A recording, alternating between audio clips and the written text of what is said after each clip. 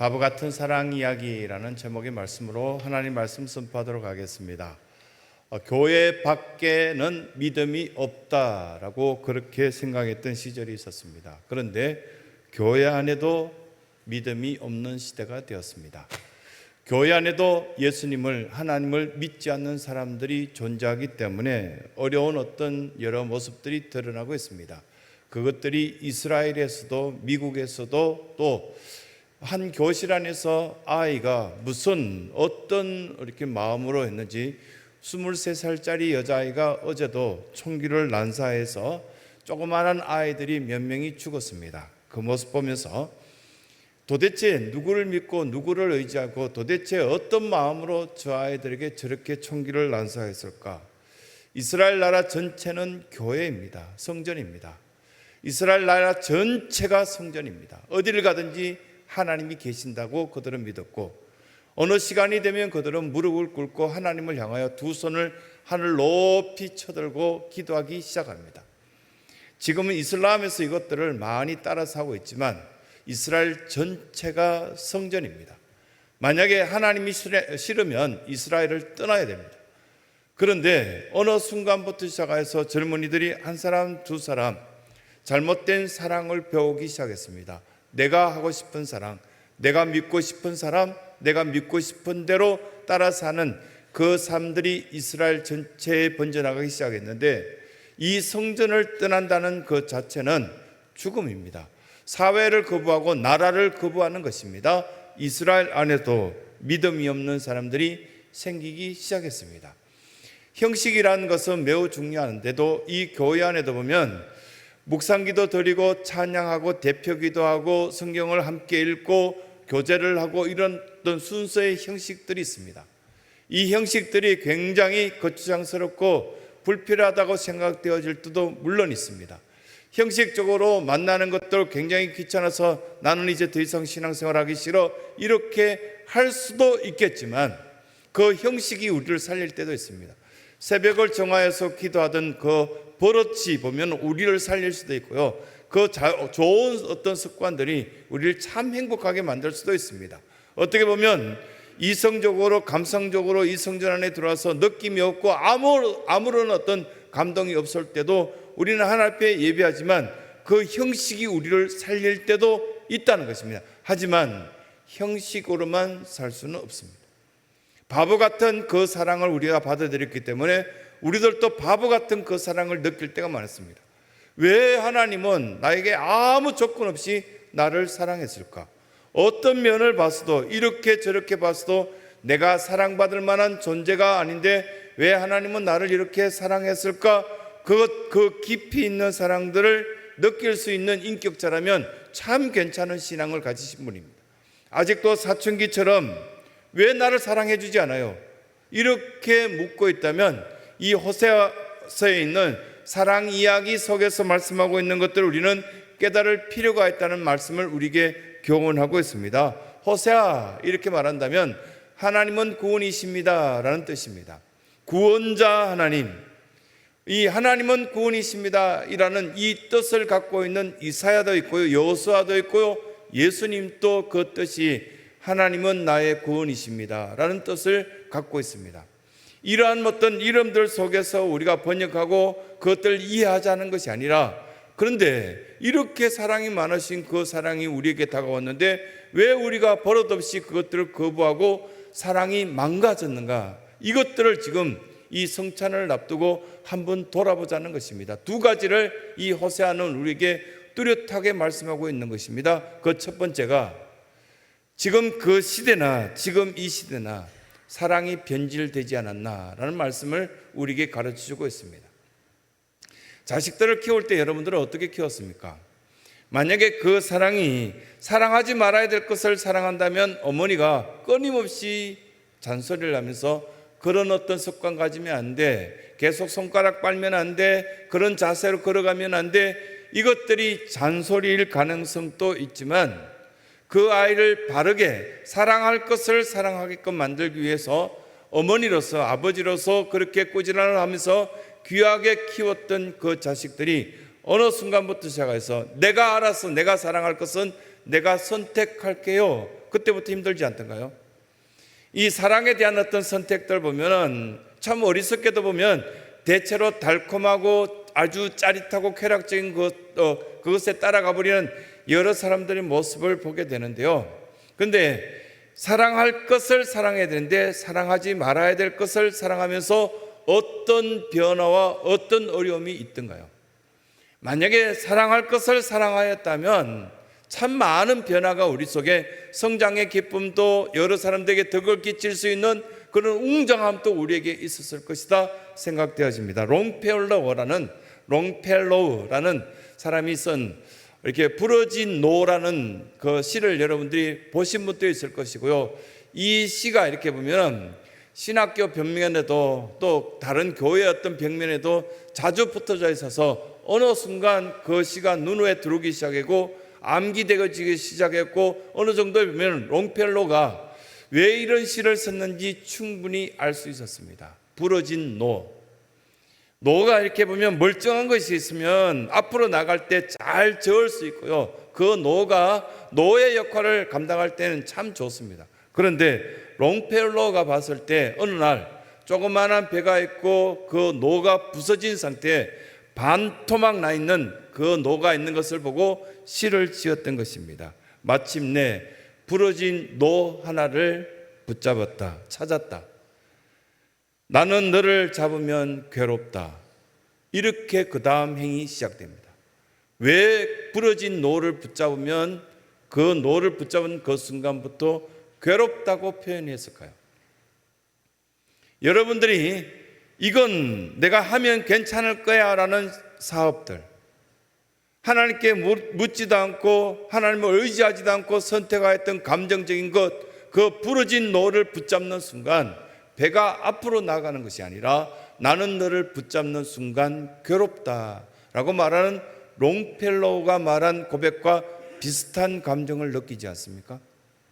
잘못된 그 사랑 때문에 이스라엘 전체는 굉장히 괴롭기 시작했습니다. 포로로 끌려가기도 하고요, 이웃 나라에 얻어맞기도 하고요. 그런데 조그마한 경상북도 크기만한 이 이스라엘 주변에 수많은 강대국들이 있었는데 그 나라가 북쪽에 있는 시리아가 한 대 두드려 패기도 하고요, 아수르가 오른편에서 또 쳐들어와서 사람들을 끌고 가기도 하고, 아래쪽에 있는 애굽, 이집트에서 이 이스라엘 백성들을 질질 끌고 가는 일들이 수없이 계속 반복되었습니다. 그런데 그들은 왜 이런 일들이 있었는지를 깨닫지 못했습니다. 사랑의 타락을 그들이 하나님 앞에 보였기 때문입니다. 타락하였던 그들에게 보여진 모습들이 어떤지 여러분들 혹시 주변의 사람들 가운데 내가 봤을 때 저 사람은 타락한 것 같아, 저 사람은 잘못된 것 같아 라는 그런 느낌을 가졌을 때 이 성경에 나와 있는 내용하고 흡사 똑같다는 느낌을 갖게 될 것을 이 말씀은 가르치고 있습니다. 그 정상이 뭐냐면 믿음입니다. 이렇게 표현하면 너무 이렇게 성경적으로 표현하지 않느냐 이렇게 말씀하지만, 여러분들이 믿고 있는 사람이 무슨 말을 해도 보면 다 좋아 보이거든요. 심지어는 여러분들이 보면은 신방하였을 때 애가 옹알이 하는데도 저에게 할머니가 저한테 번역해 주신 분 있지 않습니까? 목사님 들어오니까 저 애기가 1살짜리가 이렇게 막 기어가면서 목사님 오셨냐고 그렇게 인사한다고요. 내가 듣기에는 그냥 옹알인데 그냥 뭔가 옹알옹알 그러고 있는데 할머니가 번역해서 제게 이야기해 줬을 때 참 좋게 번역해 주신다, 감사하다. 그래서 아이에게 보면 또 이렇게 다 반갑다고, 같이 신방한 권사님들도 반갑다고 아이를 만져주고 예뻐해 줬습니다. 그 아이를 믿으니까요, 그 아이가 어른을 믿으니까요, 어떤 말을 해도 좋게 들립니다. 그러나 믿음이 없으면, 서로 믿지 않으면 아무리 좋은 이야기 해도 나쁘게 들립니다.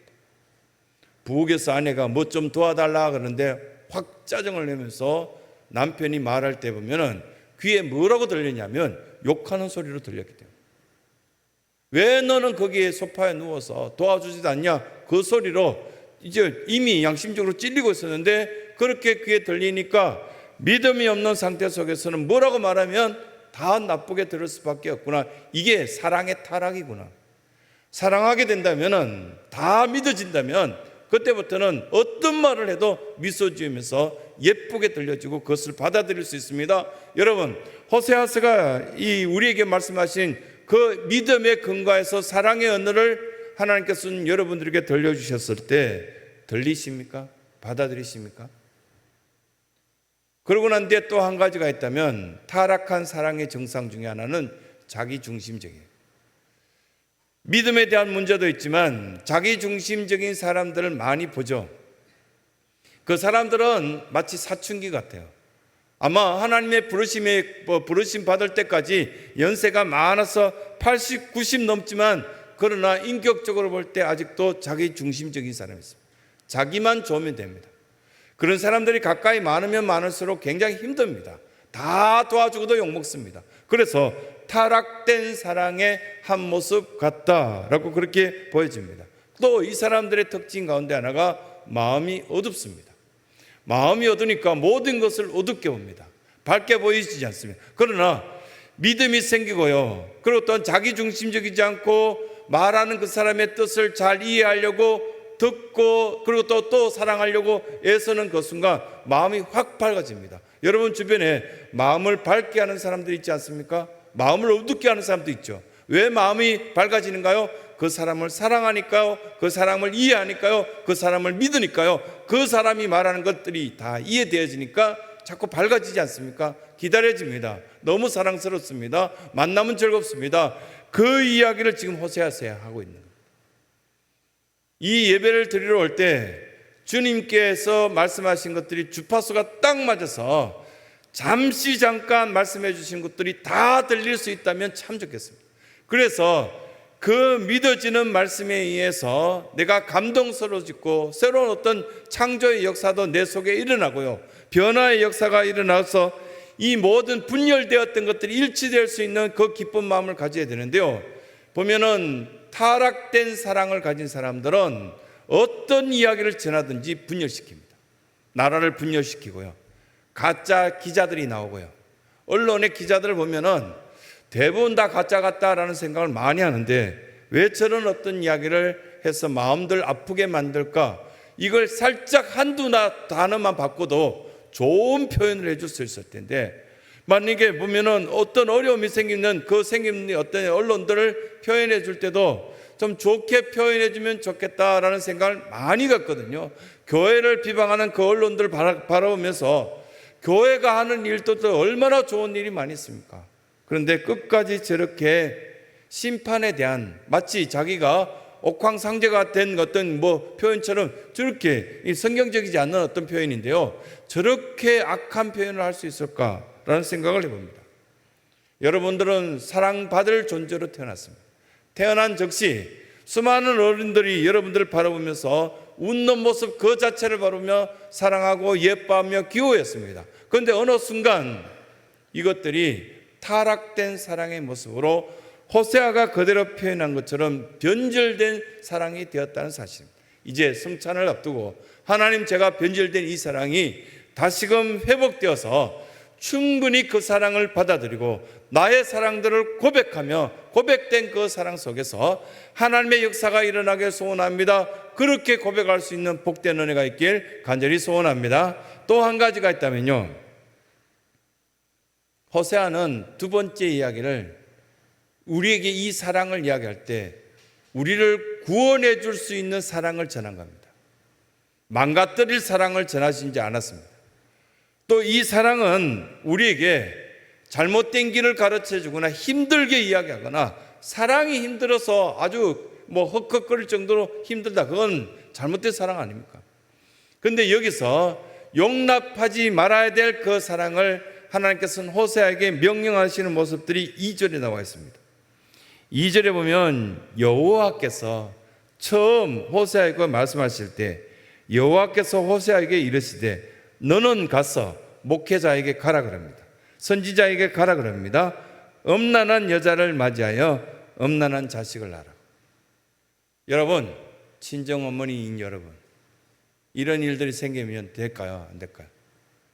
만약에 이런 일들이 제 어머니 귀에 들어갔다면 뭐 이렇게 늘 들었던 이야기, 호적에 파낸다, 너는 자식도 아니야, 뭐 어머니가 그랬을 겁니다. 동네 전체에 소문난, 창녀라고 소문난 고매를 데리고 온다고. 어떻게 누가 신학교 17년을 공부했으면서 그런 여자랑 산단 말이야. 이렇게 지금 말하고 있는 거예요. 여러분, 어머니로서 아들이 이렇게 말한다면 용납될까요? 용납될 수 없습니다. 불가능합니다. 지금 그냥 성경을 이게 평면적으로 읽었을 때 그렇지, 아마도 이 이야기 듣자마자 그 시어머니, 어머니는 알아 누웠을 겁니다. 식음을 전폐하고 살고 싶지 않았을 겁니다. 어떻게 이럴 수 있느냐? 내 아들이 동네에서 소문난 그 창녀라고 말한 그 연을 데리고 온다니 나는 감당이 안 된다고. 그 며느리가 내 며느리가 된다니 나는 안 된다고. 아마도 이런 일들, 그 이상의 일들이 그 가정에서 벌어졌을 것이다. 그러고 난 뒤에 애들 이름을 지은 걸 보십시오. 4절에 보시면 첫 번째 아들을 낳자 그의 이름을 이스루엘. 뭐 좀 그래도 어느 정도 이해됩니다. 6절에 딸을 낳았습니다. 딸을 낳았더니 로루하마. 로가 들어가면 다 부정합니다. 이렇게 안시성을 가지시는 분들이 좀 보면 불편한 게 그건데요. 그 안믿음, 안신실, 뭐 이렇게 그러면 앞에 안자가 들어가면 다 뒤에가 뒤집어지는 수가 있거든요. 안시성을 가지신 분들한테 예배 마치고 제가 다시금 사과드리겠습니다. 근데 이 보면은 로가 들어가면 다 부정어거든요. 믿음인데 앞에 안 믿음 이렇게 되는 거예요. 로가 들어가면 지금 이게 아도나이 로일로 엘살 로이 할 때 이 로 들어가면 부정어가 됩니다. 부족함이 없다가 되거든요. 근데 이 로가 들어간 겁니다. 로루하마, 넌 긍휼히 여기지 않아. 넌 내 딸이지만 내가 너를 긍휼히 여기지 않을 거야. 이렇게 이름 붙였고요. 9절에 암미라는 단어는 백성이라는 단어인데 로가 들어갔습니다. 넌 내 백성 아니야. 넌 내 가족 아니야. 이 뜻으로 9절에 보면 그의 이름을 로암미라 이렇게 붙일 정도로 이 호세아가 결단을 해서 결혼을 했습니다. 여러분, 하나님의 명령이라고 해서 이성적으로 결단한다고 결혼이 됩니까? 혹시 우리 청년들에게 이 예배를 마치고 한번 물어보실래요? 지난주에 제가 96년생 4명한테 그렇게 물었거든요.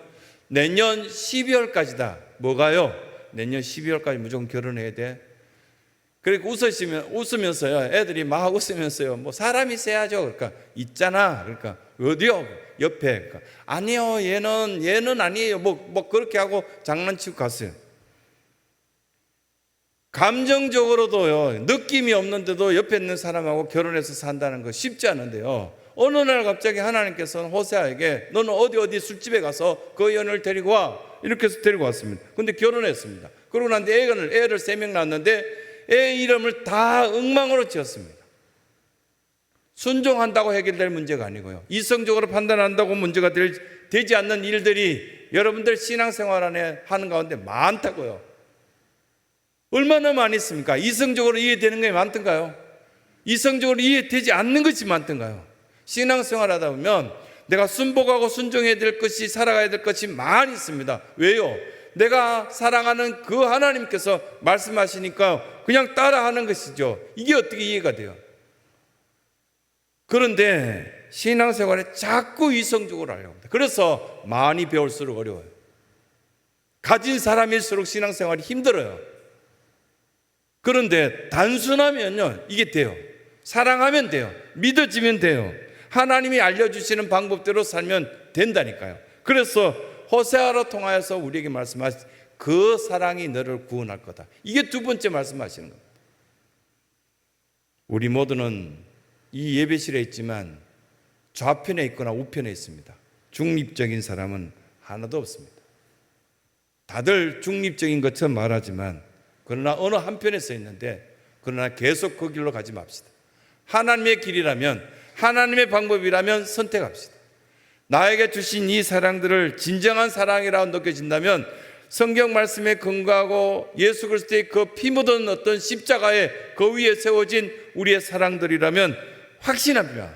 농사가 한번 망쳐져도, 한번 시험에 떨어져도 그 가정 속에서 한 번 정도의 어려움이 있어도 하나님이 나와 함께 하시기 때문에 그 사랑은 나를 변화시킬 것이고 변질되지 않는 사랑으로 채워갈 것이며 또한 그 사랑이 나를 구원할 것입니다 고백하며 나아갈 수 있는 사랑하는 모든 신성교회 성도들이 되시길 간절히 소원합니다.